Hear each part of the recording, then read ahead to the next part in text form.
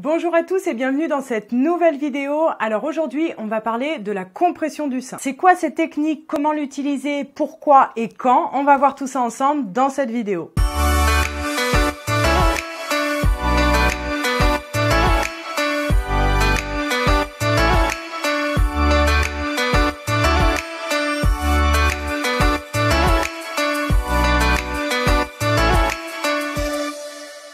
Alors, la compression du sein, c'est une technique qui est super importante parce qu'elle facilite vraiment un bon transfert de lait. C'est une technique qui va permettre d'augmenter le débit de lait en fait par rapport à bébé. Et donc, c'est vraiment quelque chose que l'on doit et que l'on peut utiliser pour améliorer notre allaitement. La compression du sein va imiter le réflexe d'éjection et va le stimuler, ce qui va permettre de relancer un petit peu la machine et que bébé reçoive du lait en abondance.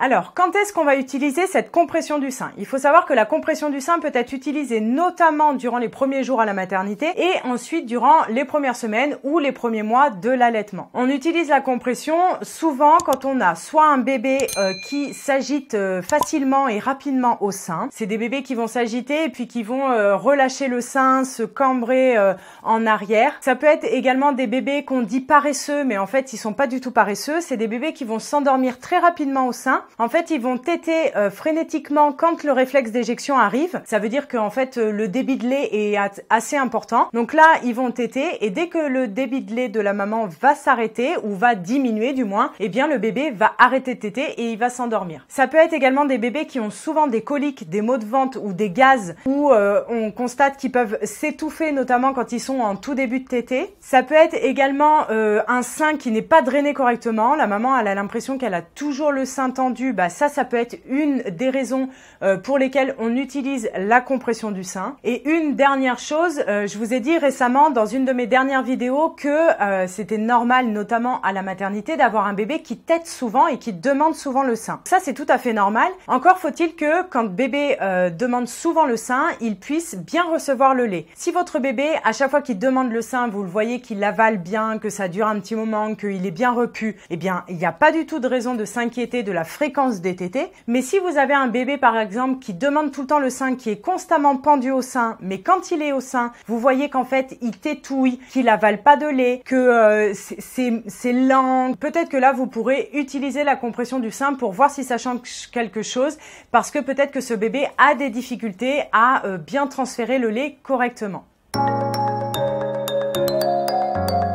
Maintenant, pourquoi utiliser la compression du sein? Donc, comme je vous l'ai dit en début de vidéo, en général, on a notre réflexe d'éjection qui arrive quand le bébé se met au sein. En fait, le lait va se lancer, entre guillemets, en jet, va être éjecté du sein au fur et à mesure que le bébé va téter. Et puis, en général, donc, avec ce réflexe d'éjection, on a un débit de lait qui est assez rapide. Mais, du coup, au fur et à mesure de la tétée, le débit de lait va se calmer, en fait, va ralentir. Et là, on peut avoir des bébés qui s'arrêtent de téter tout simplement et qui ont du mal à continuer à activer le sein et à boire tout le lait dont ils ont besoin. En plus, plus on va accélérer plus on va avancer dans la tétée, plus le lait gras en fait qui colle aux parois du sein va être entre guillemets plus difficile à récupérer pour le bébé. Donc vraiment la compression du sein, ça va permettre de stimuler notre sein et ça va permettre d'augmenter le débit du lait et ça va être bon pour bébé. Et également bon pour notre lactation parce que ça permet de bien drainer le sein correctement. Une chose que je voudrais rajouter, ce qu'il faut savoir, c'est que la plupart du temps, en fait, toutes les mamans, enfin la plupart des mamans ont suffisamment de lait pour leur bébé, voire même du lait en abondance. Là où est le problème, en fait, c'est pas la quantité de lait que la maman va avoir, c'est souvent ce que le bébé va pouvoir boire. Il va avoir des difficultés à transférer ce lait et à recevoir tout le lait dont il a besoin. Donc maman, elle a beaucoup de lait, mais bébé, il n'arrive pas à tirer tout le lait dont il a besoin. Donc c'est là où la compression va pouvoir aider le bébé.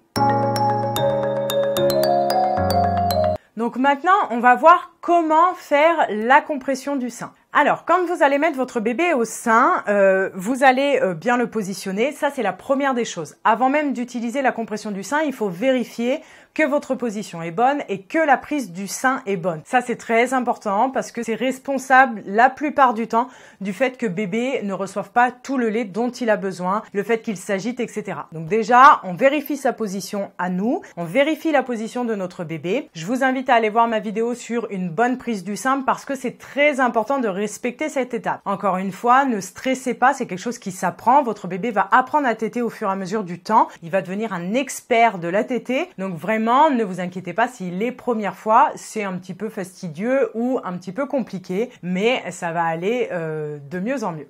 Donc on positionne bébé correctement sur notre sein. Donc quand par exemple on est à la maternité, on peut le positionner en madone inversée. Donc avec notre bras, on va tenir notre bébé en fait contre nous. Ça va nous permettre d'avoir au niveau de la main, de pouvoir maintenir sa tête correctement, enfin du moins ses cervicales, son cou. Donc bébé est bien plaqué contre nous, il a une bonne prise du sein et puis il ouvre grand la bouche. Et puis avec notre autre main, eh bien on va pouvoir soit faire un espèce de C comme ça ou un U, je sais pas dans quel sens vous le voyez, mais on va pouvoir comprimer notre sein. Donc attention, il faut quand même une compression assez ferme, hein, sans se faire mal non plus, mais faut pas juste effleurer le sein, on le comprime comme une sorte de sandwich en fait. Donc on peut le mettre comme ça, en fonction de la position de bébé, on peut le mettre également comme ça. Donc on comprime bien notre sein, ça permet à bébé en plus d'avoir une bonne prise, de l'aider à ça. Et puis on va comprimer pendant 5 à 10 secondes par exemple, puis relâcher. Quand est-ce qu'on l'utilise? Souvent, on va attendre que bébé, il ait pris le premier flux, là, il tète très vite, et puis après, il va commencer à téter de plus en plus doucement, à faire des pauses de plus en plus longues, et puis il va s'arrêter de déglutir, donc il s'arrête d'avaler du lait. À ce moment-là, on peut utiliser la compression. Vous le faites plusieurs fois et vous allez voir que bébé va se relancer et va retéter